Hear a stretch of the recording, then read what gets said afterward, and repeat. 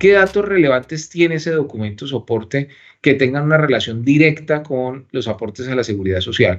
Entonces ustedes dirían, no, pero es que el documento que finalmente reina frente a la seguridad social puede ser la planilla de aportes al sistema de la seguridad social.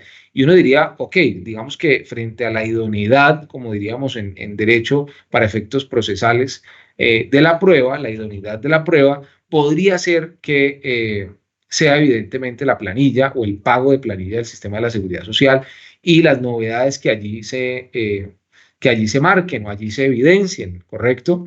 Y sobre eso no hay duda, ¿sí? Diría uno que ese es el documento idóneo, pero está claro que el documento soporte de nómina electrónica pues debería ir directamente aparejado con ese aporte al sistema de la seguridad social que se realice, producto de los conceptos de nómina que se utilicen justamente en ese documento soporte y que se utilicen el documento soporte porque obedecen a las realidades de los acuerdos hechos con los trabajadores previamente y que se materializan justamente no solamente en el documento soporte, sino además de eso en los contratos de trabajo, en los otros sí, en los acuerdos que hayan hecho a nivel empresarial, producto de políticas de beneficios, aumentos salariales, pactos de metas que se deban cumplir, comisiones, gratificaciones, bonificaciones, pagos de viáticos, por ejemplo. Viáticos que según el artículo 130, por ejemplo, que esto ha generado muchísimos dolores de cabeza, eh, pagos de viáticos que son permanentes y que constituyen salario, como puede ser el hospedaje y la alimentación, que sea recurrente. Recordemos que esos dos conceptos generan que esos pagos sean salario y al ser salario alteran o varían el IBC para aportes al sistema de la seguridad social. Y no solamente el IBC, sino también el cálculo de prestaciones sociales y el cálculo de vacaciones, que a pesar de no ser una prestación social, pues es un pago de un descanso remunerado y es un pago periódico, ¿sí? Entonces, miren ustedes que tiene una cantidad de incidencias esto importantísimas, ¿no? O sea, todo esto debe ir unido, debe ir coherente, debe haber esta palabrita de la coherencia en materia, digamos, laboral y de seguridad social. Es uno de los temas más retadores. O sea, yo creo que la coherencia incluso en el ser humano es bastante retadora, pero si esto lo descendemos, digamos, a temas de seguridad social y temas laborales, pues supone también que administrativamente las empresas tengan un despliegue importantísimo que por cierto no podemos escoger si lo hacemos o no, es que nos toca, ¿sí? Y como nos toca, y además de eso, pues somos responsables de esto porque somos los empleadores y somos los que estamos abocados a cumplir con esa responsabilidad de tener todo en orden, pues asimismo debemos tener la información pues que soporte los pagos de nómina electrónica y que soporte los aportes al sistema de la seguridad social, ¿correcto? Entonces, como para redondear la respuesta, los datos relevantes que vemos allí son los conceptos de nómina, evidentemente, todo lo que tenga que ver con pagos que constituyen salario, ¿sí? Recordemos que salario no es solamente el pago que se realiza por la prestación del servicio directa, y que es fija, ¿no? También hay unos variables o situaciones que hagan o que hacen más bien que varíe el salario, ¿sí? Como pueden ser las horas extras, que lo hablábamos ahora, eso es salario, ¿sí? Eso es trabajar por encima de la jornada habitual o aquella que haya sido pactada. Y recordemos que ahorita estamos en un momento muy importante sobre la reducción de la jornada laboral porque estamos llegando a valores que nunca antes habíamos visto. O sea, habían empresas que de todas maneras ya trabajaban 46, 47 horas, pero ya vamos a llegar a 44 el próximo año y la cosa ya no se va a poner tan fácil, ¿sí? O sea, trabajar ya 44 horas y después 42 para el año 2026, pues ya no va a ser tan sencillo. Estábamos acostumbrados a trabajar el máximo 48 y a veces a trabajar incluso por encima de las 48, ¿sí? Entonces, en ese orden de ideas, recordemos que los pagos de horas extras son salario. Recordemos también que los empleadores deben tener autorización para poder trabajar horas extras, ¿sí? Y por lo tanto, ese pago pues se va a ver reflejado en el documento de soporte de nómina electrónica y ese pago además tiene una relación directa con los aportes al sistema de la seguridad social porque afecta a la seguridad social generando una variación transitoria del salario para efectos de hacer aportes en el sistema o a los subsistemas de la seguridad social.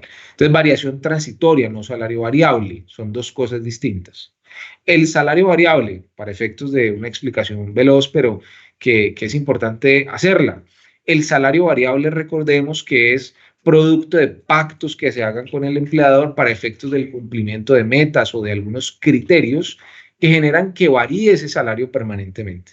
Y el hecho de que varíe permanentemente, pues genera eh, que esa variación pues impacte el salario y por lo tanto impacte las demás situaciones o acreencias laborales, como pueden ser, por ejemplo, las prestaciones sociales, las vacaciones y la seguridad social, que por cierto, allí ya no va a haber una variación transitoria, sino una variación permanente del salario, producto de ese pago de comisiones, ¿correcto? Entonces los vendedores, los asesores comerciales, los gerentes, los VPs, las personas que están en áreas donde se les paga de pronto algún variable, algún valor que esté asociado a una meta, al cumplimiento de metas, entonces a metas individuales, por cierto, metas individuales, si son metas globales o son metas que pueden ser comunes a un grupo, puede ser que ese pago no sea salarial y se haya pactado como no salarial o esté dentro de un plan de beneficios. En esos casos, ese pago es no salarial y así va a aparecer en el documento de soporte de la nómina electrónica, ¿correcto? Pero si el pago es producto de un mejor trabajo hecho por ese individuo o por esa persona, ese pago es salario y va a afectar la seguridad social. Entonces, miren ustedes que ahí qué va a pasar. Pues la UGPP lo que va a hacer es revisar a través de la información que viaja por los sistemas de la DIAN y de la UGPP, que por cierto los pueden cruzar. Hagan de cuenta que son un par de hermanitos. Ellos se cruzan información, viven en la misma casa, tienen la misma información a la mano, pues entonces, producto del cruce de esa información, van a poder identificar velozmente pues quién está haciendo aportes de manera inexacta. Entonces, miren ustedes que definitivamente el documento de soporte de nómina electrónica pues tiene una relevancia, digamos, cardinal, mayor, ¿no? O sea, esto es un tema importantísimo y sobre todo los datos que se reflejan allí o que se revelan en ese documento pues van a ser utilizados por parte de estas entidades de la seguridad social. ¿Qué más les puedo decir frente a esto? Pues también les puedo decir que, y que es recurrente además, pues recordemos lo que les mencionaba ahora, que los pagos que tienen que ver con trabajo dominical, festivo, ¿cierto? Son pagos que constituyen salario y que recordemos que puede haber acuerdos entre las partes para ese pago, ¿sí? Recordemos que ese pago es un pago que, por cierto, si no es permanente el trabajo, por ejemplo, en dominicales, sobre todo en dominicales. Recordemos que los festivos no tienen una norma que haga que se reemplace el festivo por otro día, sino que se debe pagar con el recargo del 75%, ¿sí? Pero en el caso de los dominicales, sí es diferente, ¿sí? En el dominical, en el caso del dominical, que por cierto es el día que ustedes pacten que sea de descanso, y si se trabaja ese día, pues se debe pagar el recargo, pues existe la opción de escoger si se paga o se compensa. Esto pasa solamente en los casos en los cuales los trabajadores no trabajen permanentemente los dominicales, es decir, que puedan escoger si, si disfrutan del pago del recargo del 75% por ese día trabajado o si disfrutan de un día de descanso producto de ese día que trabajaron en un dominical, o sea, reponer ese día. ¿Sí? Entonces, eso solamente se puede hacer en los casos en los cuales la persona trabaje dos o menos domingos, es decir, un domingo o un dominical, que no tiene que ser el domingo, puede ser el sábado, puede ser el martes, ¿sí? Si así lo acordaron, ¿correcto?